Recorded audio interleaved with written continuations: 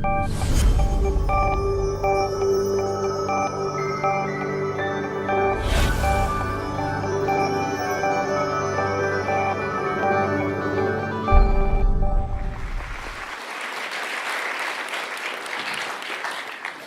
you very much for a wildly misrepresentative introduction. Good. So, yeah, it's been a pleasure witnessing all the talks today. So, thank you very much to all my fellow speakers. And yeah, I'm going to be talking about what next for the online learning revolution, which is perhaps something you're aware is kind of ticking along in the background. It is a kind of process which will perhaps take 100 years to fully take place, but which is full of possibility and interest. Now, one of the things about us humans is we do have remarkably large brains, much larger than mammals of similar sizes, not quite as large as the brain of a dolphin, which, as you can see, is also more detailed and generally better, but still very large brains. And the interesting thing about humans is that, unlike this deer here, we take an awfully long time to get going. So this is a deer which is maybe a couple of days old. And while it's not trotting about at full speed, you can just see that it's quite capable of inspecting objects, moving around, locomoting, and generally it's kind of a competent citizen of the world. It's not really the same for human babies. So human babies take about 2 years before they cease being obviously inept, and quite a long time after that before you describe them as sort of good at what they're up to. And then we go to play school, and play school takes a while. And students at this age, they still don't really resemble satisfactory adult citizens. Same's true here, and in high school, things normally seem to be actually going backwards. And then by the time you actually get to university, and here are some students at the LSE, you've actually spent 25% of your life, likely in full-time education, basically. If you enjoy smoking and drinking, that figure can rise to 50%. And you've never done an honest day's work in your life. It's an excellent achievement. I do recommend you carry it on for as long as you can. But it just shows the scale of learning which goes on in our lives. We really do spend an awful lot of time learning. And probably this is a trend which will continue, and we'll spend more and more time doing learning. So it's obviously quite an exciting thing that we have learning technologies. And the 20th century gave us the interactive whiteboard, the textbook, and a calculator. That was a reasonably good job, but it didn't really move the needle too much. But now we have the internet and information technology more generally, which is a really quite spectacular piece of technology. It allows us to, I can say some obvious things here, but it's quite easy to forget. It allows us to transmit information of an almost unlimited amount from anywhere in the world instantaneously, or more or less from any point in time, completely for free to each other. It's an amazingly rich medium. I think it's right up there with the bicycle in terms of perfection and human affairs. And that was a joke, by the way. Although it's not actually just a joke, actually. I have a high admiration for the bicycle. But with technology, you do have to be a little bit careful. So, for instance, books were a remarkable piece of technology, but they haven't necessarily got better over time. The illuminated manuscripts you see from the 14th, 15th centuries are spectacularly good books, and the general trend has with books been sort of just there's more of them, but they tend to get less good. And in fact, technology isn't really necessary for technology is not really necessary for learning at all. If you look at literacy rates in Connecticut in 1840, where everyone was basically a dirt farmer, there were no schools, no formal education, nothing like that. Literacy rates were actually much higher than they are in Connecticut today. And their definition of literacy was much more demanding. They read very, very substantial books. For instance, The Last of the Mohicans by James Fenimore Cooper, which if anyone's actually read the book version of the film, is an incredibly difficult book. I tried to read it recently and the sentences were too much for me. But they sold about 2 million copies to a population of 3 million people at around that time. So, it can be the case that incredible quality of literacy and cognition can occur without education at all. So we're by no means guaranteed, just because technology's become awesome and because we all take education seriously and we have explicit intentions to educate ourselves, to get more educated or better educated. But nonetheless, I think that's where we're going, and I think it's quite an exciting time. So the first thing the internet's done for us is distribution. So with obvious things like the Wikipedia, for instance, you can obviously access information from anywhere in the world, and there's a massive information, and everyone can get to it for free. And in terms of sort of education in the more kind of formal sense, what the internet's done for us is something called MOOCs. And MOOCs are kind of massively open online courses. And basically what happens in a MOOC is you pipe a university lecture out across the internet and anybody can watch it. So there are hundreds of companies and charities and institutions which are creating MOOCs. And MOOCs are really quite, they're quite okay. But I mean, from my own memories of university, I didn't often attend lectures, and all my learning happened from books and my friends. And so this is probably not the ultimate model of what we can hope for from the internet. I see LSE students don't really log into lectures, and I'm pleased to see that, and I'm sure that will be very advantageous for your career prospects. Good. So here's an interesting quote by Thomas Edison, and he says, "I believe that the motion picture is destined to revolutionize our educational system, and that in a few years it will supplant, if not entirely, the use of textbooks." So this is an interesting thought. And then he carries on. I should say that on average we get about 2% efficiency out of our school books as they're written today. The education of the future, as I see it, will be conducted through the medium of the motion picture, where it should be possible to obtain 100% efficiency.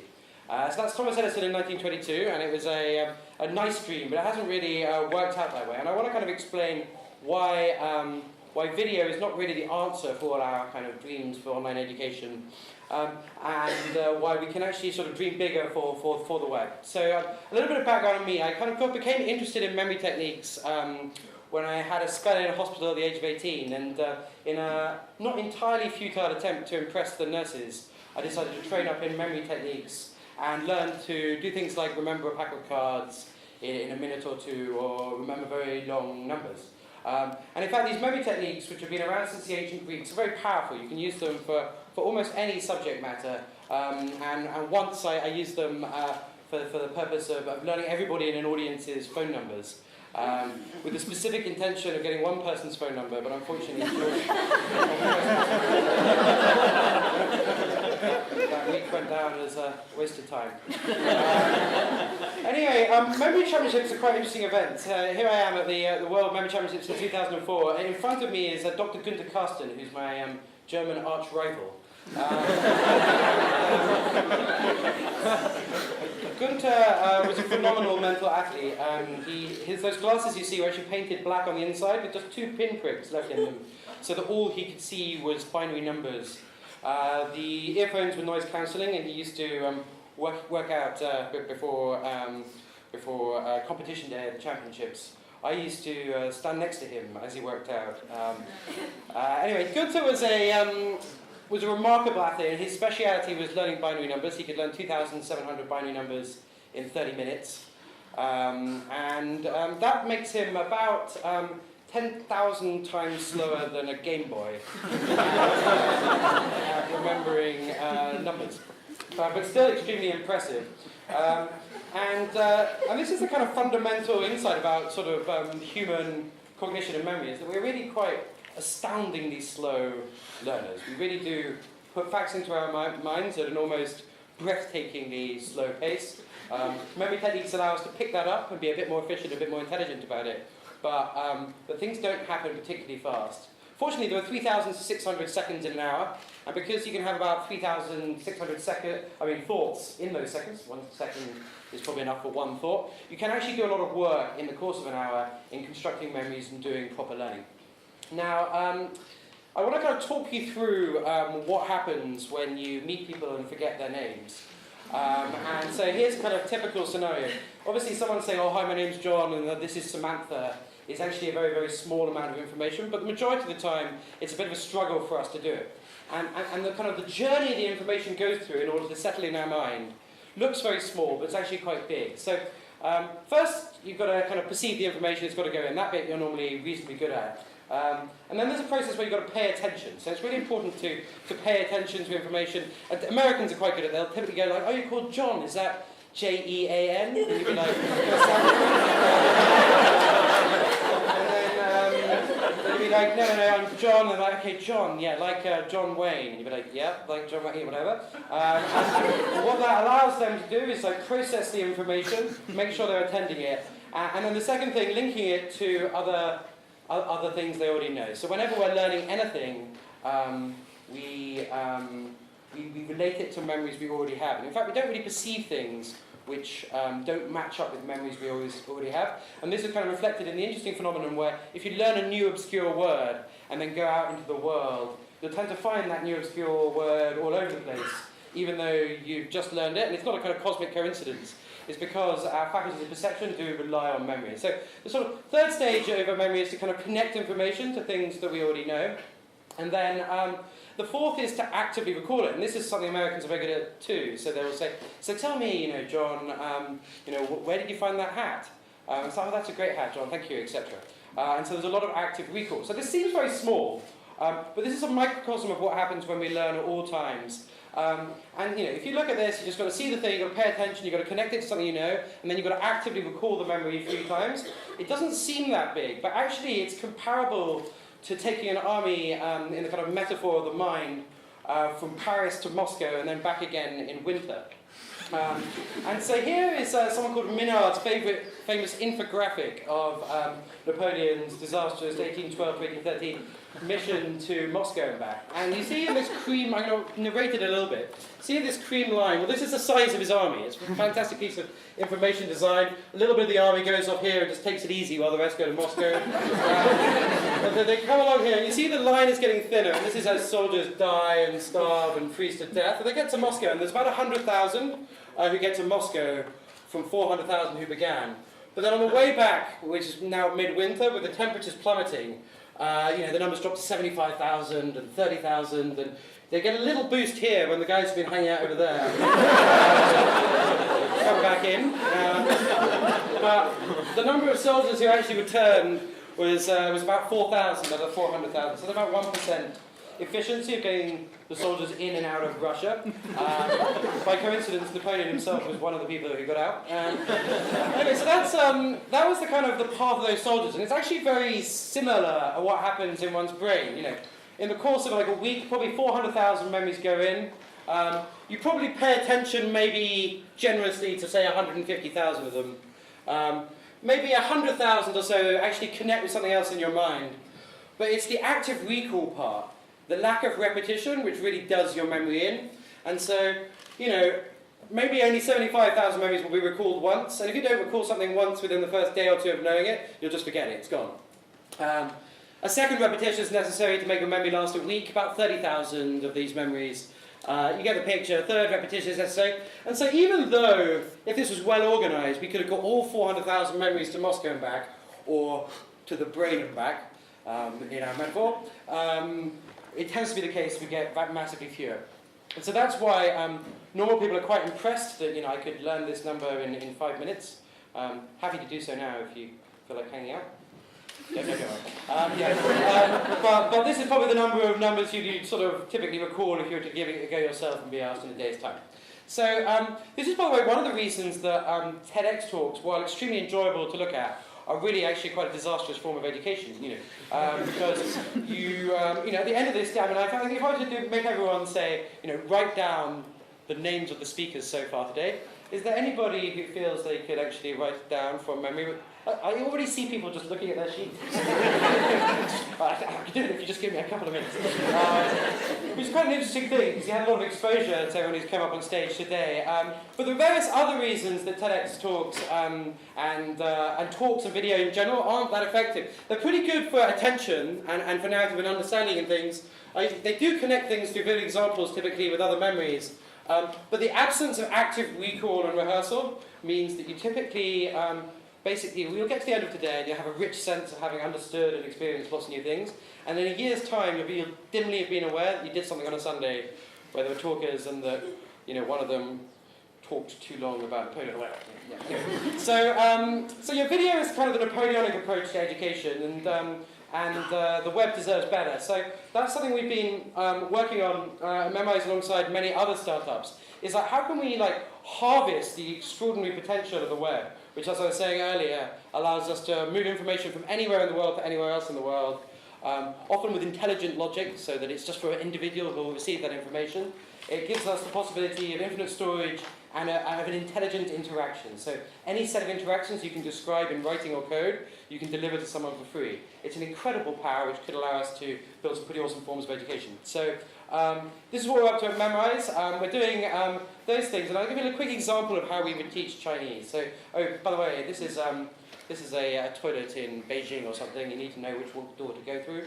And so this is the character for a woman. So what we have is the woman character, and we have like an amusing crowdsource image, which brings the character into connection with its meaning. It's a leap of imagination, and it was created by one person, but can be used by hundreds of thousands of other people to help remember this word.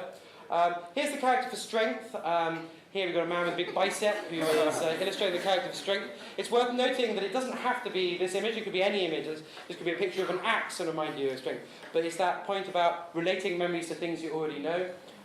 We test continuously on Memrise because the time it takes for someone to forget something they just learned is amazingly small. So within about 10 seconds we're like, which one of these is woman? And you can all tell me it's one. Very good. Excellent. And then, here's the character for field. So you might imagine a field. And the reason we've got the character for strength and field is because men are strong in the field. This is a picture actually I took of myself at the weekend. And so male is strength in the field.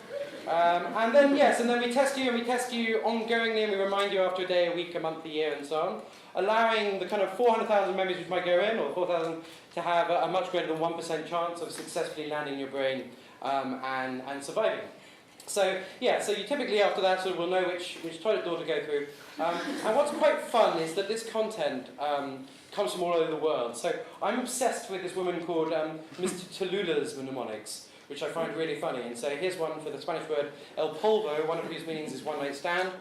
It was only a Polvo because he drove a Volvo. El Polvo. And what's great about this is Mr. Tallulah, who I actually got in contact. She turned out to be unmarried, but she lives in Brighton, and she's creating these memes which anyone around the world can use. And which help you learn words much, much faster than you'll be able to do so yourself. So connecting people across the globe with useful content in a better way. We've also got lots of community and competition. We had a learning competition in January where we offered a $1,000 prize for the person who could learn the most words. Several people quit their jobs and did it full time. In the end, someone learned 15,700 words in a month. Doing it 12 hours a day. By the end, he had to pull 3 all-nighters to out-compete his nearest rival, who he beat by only 100 words. For the last 2 days, his hand was so pained that he had to keep it in a jar of hot water while typing with his left hand. Anyway, so the community can produce some heroics, and that's good fun. And another thing we are taking advantage of the internet for is teams. So we've got this wonderfully international team from all over the world, from Israel and Spain and France and Estonia and Finland and Vietnam and the rest of it. And this amazing sort of team is only possible also because of the internet, which is another fortunate thing about building an institution today.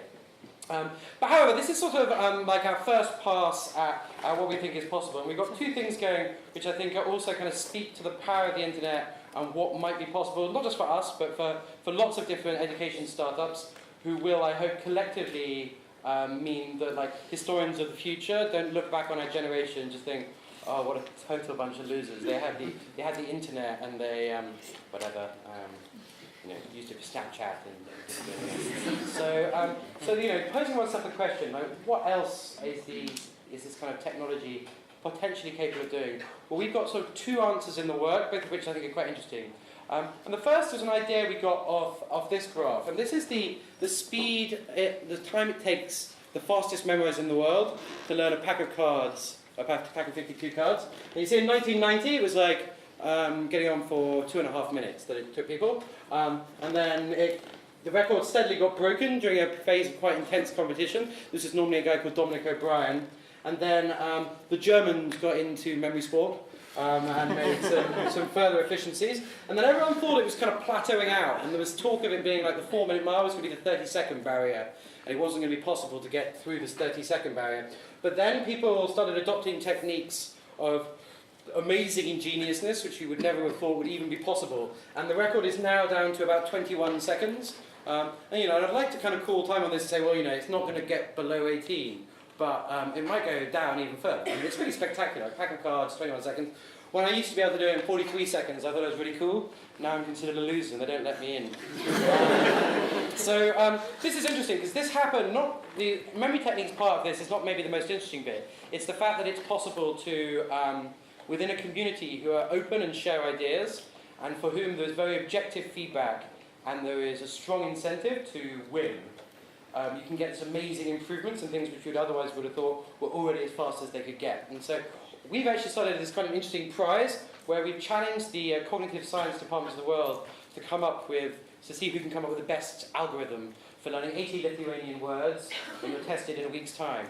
And so we've got all these brains all over the world who are coming up with these crazy schemes for superior means of memorization. And this is not a kind of question which science normally asks, is what's the fastest way of doing things. Science normally just seeks to understand and determine causal mechanisms. So it's quite a new approach to discovery. And we're getting some very, very interesting approaches, including one submission which was to shout the words as loud as you could. Which you never know, might win.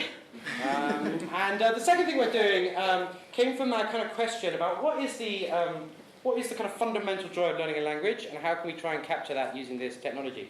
And we sort of decided that the fundamental two joys are the ability to kind of communicate with others in an actual realistic situation and just the encounter with all the strange people from around the world who you otherwise don't get to meet if you're just learning from a textbook or a standard app which just uses words. And so we're experimenting with collecting a kind of video dictionary of the world's languages. We're just getting going on this, but it's quite exciting already. So this is a Samburu warrior saying, please can I have my hat back?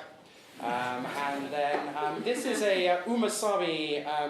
The Umasami are the Sami are a kind of a very interesting peripatetic people who live in the north of Sweden, and they have a language with only 40 remaining speakers. And this guy's one of them, and he was just explaining to me the difference between soft snow and crystalline snow. And he takes this very seriously. Here's soft snow. Come on. Jump. Jump. Jump. Jump. Okay, good. And here is a crystalline snow. Skęć. Skęć. Anyway, we quite like the idea of this video dictionary because we think that language learning through it can be enchanted with a lot of personality and richness of the world, something which is only possible because of the internet.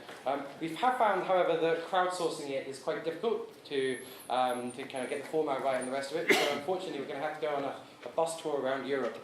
And so yeah, we're going to go around probably beginning in October or September and go collect a video dictionary of all European languages. Which would be pretty good. So thank you very much. And just to kind of summarise the thought, like the internet contains extraordinary technology for inventing new learning experiences. We've got an incredibly long way to go, and as a community, hopefully, we're going to be able to work out some pretty amazing forms of learning over the next 10 or 20 years. Thank you.